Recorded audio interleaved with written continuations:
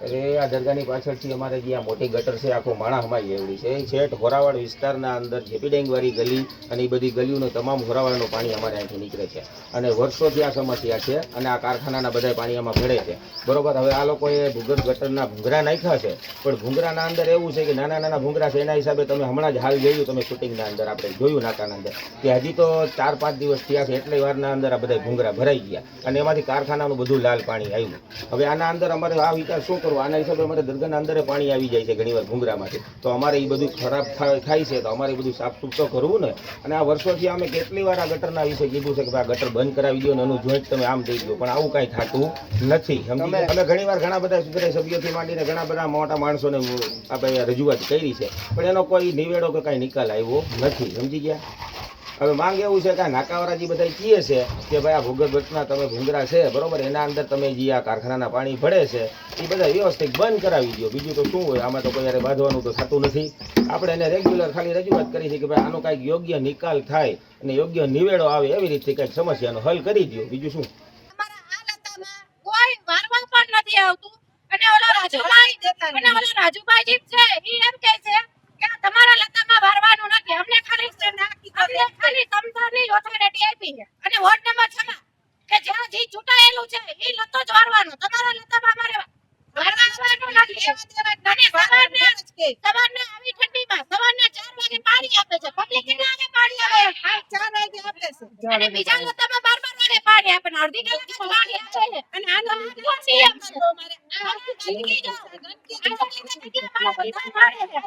આવી રીતે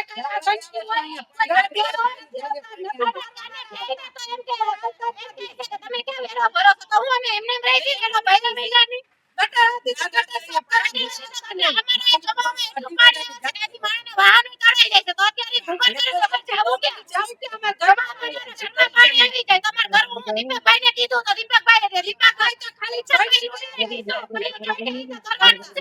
કીધું તો અમાર જાવું ક્યાં એમને મેં મારા ઘરમાં અડધા સુધી પાણી આવી જાય છે તો તમે બંધ કરો તમારે જવાનું ક્યાં લોકો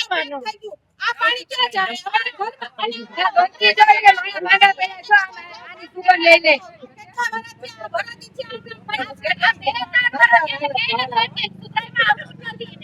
અને વારવાડી ના છાડે છે કે આ બાજુ કોઈ આવતા જ નથી ગટર કરવાના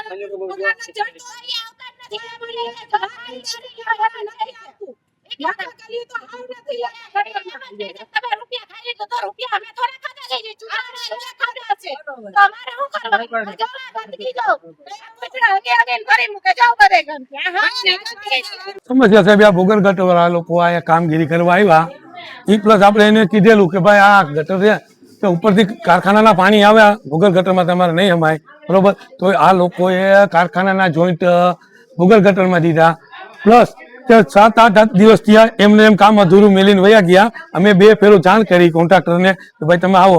એના કારણે સાહેબ હાલતા મારા મમ્મી પડી ગયા 2 હાથ ભાંગી ગયા બરોબર આવી આ નગરપાલિકાની બેદરકારી છે। અમે ત્યાં જાણ કર્યા છતાં આ લોકો કોઈ જવાબ દેતા નહોતા। આ મારા મમ્મી પડી ગયા અને એને ખબર છે કે આ લાગી ગયા ઓપરેશન આવશે એટલે આ લોકો તાબડતોબ આવ્યા નકર 7-8 દિવસ ત્યાં કોઈ જવાબ દેતું નહોતું અમને બરોબર ત્યાં રૂબરૂ રજૂઆત કરતા કોઈ જવાબ દેવા હાજર જ કોઈ જવાબ દેવા રાજી જ નહોતું એ કે અમારે 7-8 નાકા એક આવ્યો હોય ત્યારે અમે કામ કરીએ એવો અમને જવાબ આ લોકો આપતા હતા। સાહેબ માંગ તો શું હોય ને કે એ લોકોને અમે કીધું હતું કે આ પાણીની લાઈનો અમારે અહીંયા ભૂગર્ભ ગટરની બાજુમાં જ છે બરોબર તો તમે આ પાણીની લાઈનો સાથે આ ભૂગર્ભ ગટરની લાઈન તમે નાખી અને આ કારખાનાના જોઈન્ટ આ લોકોના કારખાના વાળાને તમે દીધા તો ભવિષ્યમાં આ પાણીની લાઈનમાં કલર વાળું પાણી એમાં ભરશે